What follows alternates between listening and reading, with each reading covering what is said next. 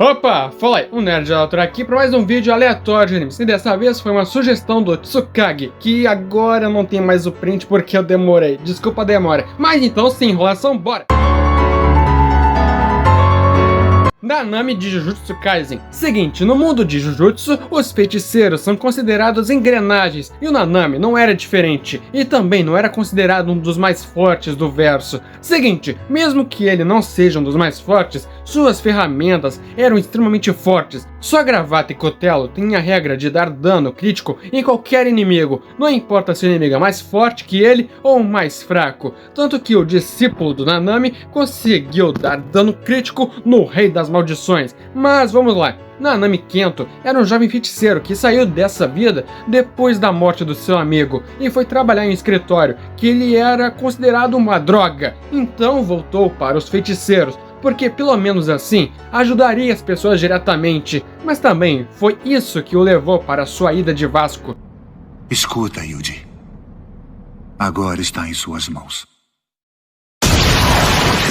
Eu sinceramente vejo o Nanami como só um feiticeiro em um mar de feiticeiros, mas por conta de nós termos nos apegado a ele, torna a ida de base dele tão impactante, mas mesmo assim, tinha a chance do nosso ex-assalariado favorito ter mais reconhecimento e destaque na obra, mas infelizmente, ele só era um feiticeiro que foi de base em Shibuya.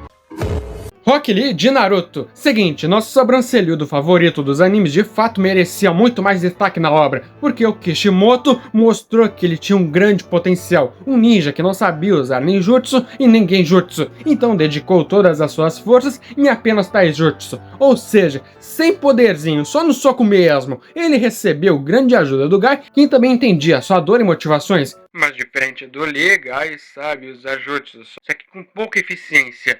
E então os dois conseguiram desbloquear o potencial incrível do Lee, fazendo ele usar os pesos nas pernas e ensinando a abrir os portões internos. Primeiramente pelos pesos, aqui vemos que ele mostra ter uma boa velocidade, mas ainda não era o suficiente para derrotar o Ruivo da Areia. Mas aí vemos essa cena épica, e já viram, a luta ficou em outro nível, e só ficou incrivelmente foda quando abriu os portões internos, trazendo ao mundo a terceira besta verde de Konoha, mas infelizmente ele perdeu a luta, quase perdeu suas capacidades físicas para ser um ninja e só teve outro destaque na luta contra o Kimimaro, usando o famoso punho bêbado. Mas vamos lá. Depois disso, ele não teve destaque no Shippuden e foi esquecido em Boruto, tanto que o Metal Lee não tem nada de destaque e nem falaram quem era a mãe do moleque. Com toda certeza, um grande personagem com potencial desperdiçado.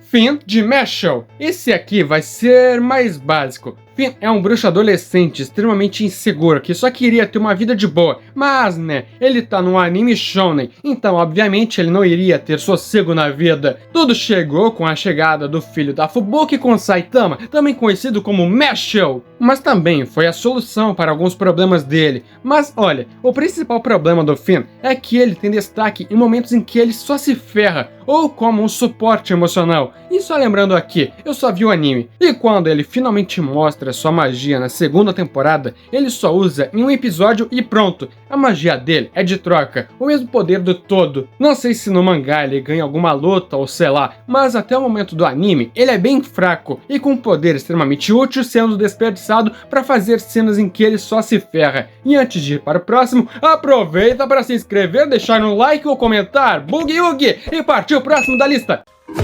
Jory de Solo Leveling. Jory é uma caçadora de suporte e cura de rank B, ou seja, ela poderia facilmente entrar em umas dungeons de rank A ou B e ter um pouco mais de reconhecimento e grana no mundo dos caçadores. Mas o problema é que ela é extremamente insegura e tem muito medo de ir jogar pro Vasco. Por isso, ela vai principalmente para a dungeon de rank D e E, onde os monstros são mais fracos. Então o risco é muito menor. Mas ela também mostra ser forte em suas categorias de healer, já que ela consegue curar e reforçar seus companheiros. Mas mano, ela teve um enorme destaque e desenvolvimento até o arco do assassino, onde mostra ela estar traumatizada com um covil duplo, se sentindo inútil e um fardo para as pessoas ao seu redor, e querendo melhorar. ela tinha facilmente potencial para ser uma incrível personagem, incrível desenvolvimento, e até ser o par romântico do Sung, já que os dois tinham uma química legal e poderiam ter um desenvolvimento romântico, mas infelizmente ela só foi tratada como uma figurante de luxo,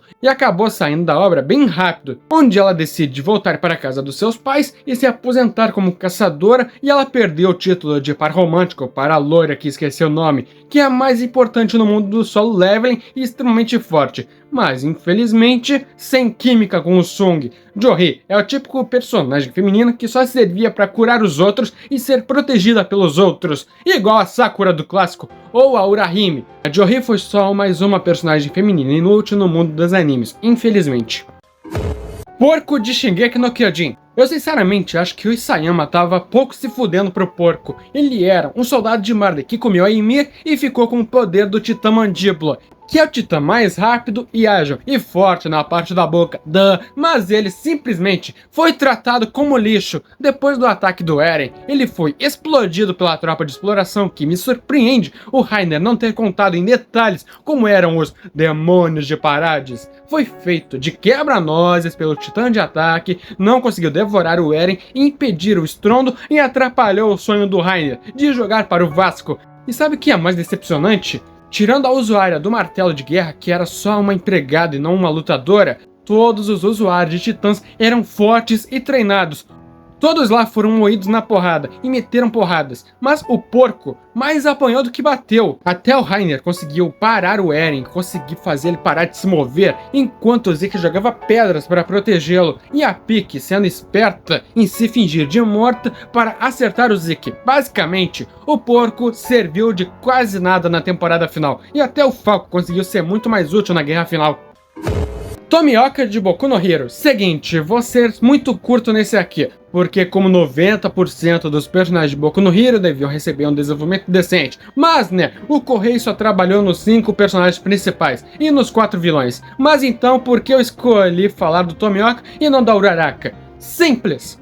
Geral já falou da Uraraka, então decidi falar do meu segundo corpo favorito. O primeiro é o Itachi. Tomioka tem a individualidade de invocar o Dark Shadow, uma sombra que luta e protege o seu usuário. Não é uma individualidade extremamente forte durante o dia, mas é forte e versátil o suficiente. Mas durante a noite, Dark Shadow perde o controle e se torna imparável. Foi legal ver o desenvolvimento entre o Tomioka e o Hawks, mas infelizmente não foi bem aproveitado pelo autor, e é triste saber que o mangá já acabou e entregou tão pouco dos personagens secundários. E esse foi o vídeo, espero que tenham gostado e até o próximo vídeo aleatório. Falou!